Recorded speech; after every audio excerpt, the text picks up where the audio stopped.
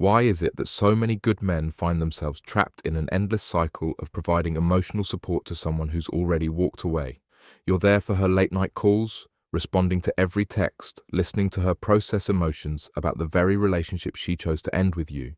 And somehow, you've convinced yourself this is the path back to her heart. But what if everything you're doing is actually pushing her further away? What if your availability is preventing both of you from healing and moving forward in the way you deserve? Think about it. When she ended things, something shifted. The relationship you once knew transformed into something else entirely. Yet here you are, still playing the role of her confidant, her shoulder to cry on, her emotional support system, without any of the benefits or commitments of an actual relationship. We need to talk about this pattern because it's keeping you stuck in an emotional limbo that serves neither of you. It's a peculiar form of self-sabotage disguised as kindness and patience. You tell yourself you're being mature and supportive, that you're showing her what she's missing, that eventually she'll realize what a mistake she made. But let's be honest with ourselves for a moment. Is that really what's happening? When you continue to be her emotional crutch after a breakup, you're not demonstrating value. You're demonstrating that you'll accept crumbs of connection while she explores her options. You're reinforcing the very decision she made to leave. I know this sounds harsh, and I know there's a part of you that genuinely wants to be there for someone you care about. That's what makes you a good person. But there's a profound difference between being a good person and being a doormat. So what happens when you stop being her emotional support? Does she crumble, as the title suggests? Well, yes and no. And the truth is much more nuanced than either of you might expect. When you withdraw your emotional support after a breakup, several things happen. First, you create space, actual, genuine space, for both of you to process what happened. As long as you're still emotionally entangled, neither of you can truly gain perspective on the relationship.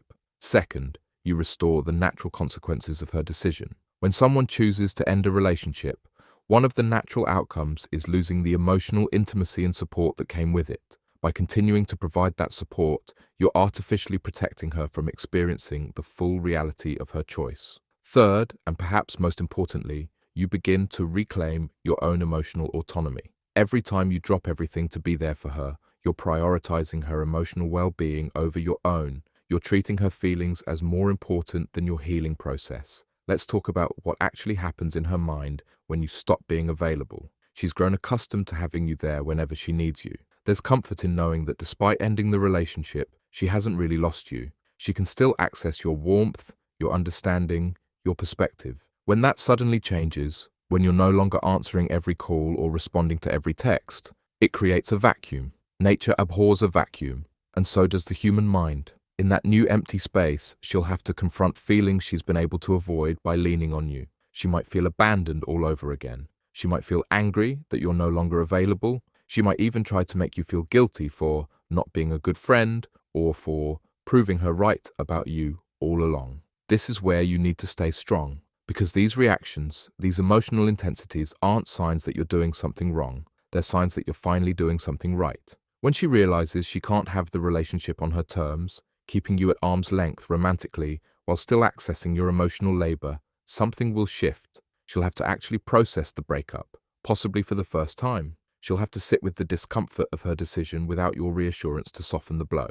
This doesn't mean she'll necessarily come running back. That's not the point, and making that your goal will only set you up for more disappointment. The point is to break an unhealthy pattern and create the conditions for genuine healing for both of you. So, what exactly should you do instead? How do you withdraw your emotional support without coming across as petty or vindictive? First, you need to be clear with yourself about your boundaries. What kinds of interactions are you willing to have? Maybe you're okay with brief casual check-ins, but not deep emotional processing. Maybe you need complete space for a while. There's no universal right answer, only what's right for your healing. Once you're clear with yourself, be clear with her. This isn't about punishing her or teaching her a lesson. It's about honesty and self-respect. You might say something like, I've realized that continuing to provide emotional support is keeping us both stuck. I need to create some distance so I can heal properly. I wish you well, but I need to step back from this dynamic. Then comes the hardest part. Follow through. There will be moments of weakness when you want to reach out, when you convince yourself that checking in is harmless. In those moments, remember why you're creating this boundary in the first place.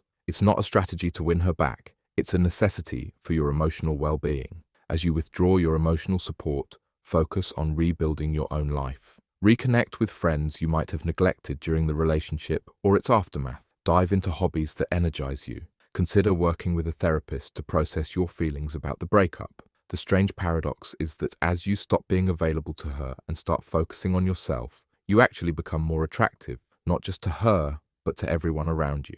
There's something magnetic about a person who values themselves enough to set healthy boundaries. Will she crumble when you stop being her emotional support? Maybe temporarily. She might struggle to adjust to the new reality where you're not at her beck and call. She might go through a period of increased emotional intensity as she processes feelings she's been able to outsource to you. But ultimately, this isn't about making her crumble. It's about making sure that you don't crumble under the weight of an arrangement that drains you while offering little in return. The most powerful thing you can do after a breakup isn't to hang around hoping she'll change her mind. It's to respect her decision while also respecting yourself enough to create the conditions for your own healing. In time, one of two things will happen. Either she'll recognize what she lost and approach you with a genuine desire to rebuild something authentic, or you'll have moved so far along in your healing journey that you'll no longer be waiting for that to happen. Both outcomes are victories because both lead you away from the limbo you're currently stuck in. Now,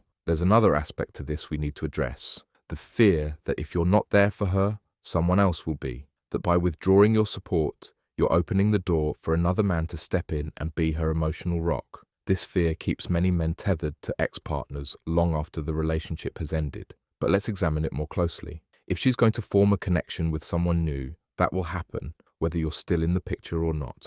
By remaining as her emotional support, you're not preventing new connections. You're just ensuring that you'll have a front row seat to witness them, which will only cause you more pain. Moreover, by continuing to play this role, you're making it harder for yourself to be emotionally available for someone who might be a better match for you. You're investing your emotional energy in a relationship that's already ended instead of opening yourself to new possibilities. Remember, the goal here isn't to manipulate her or to make her crumble out of some desire for revenge. The goal is to create the conditions for genuine healing and growth for both of you. When you stop being her emotional support after a breakup, you're not being cruel. You're being honest about the reality of your situation. You're acknowledging that a romantic relationship includes emotional support as one of its benefits, and when the relationship ends, so do those benefits. This doesn't mean you can never be friends. Many ex-partners eventually develop healthy friendships, but that can only happen after both people have fully processed the breakup and moved on emotionally.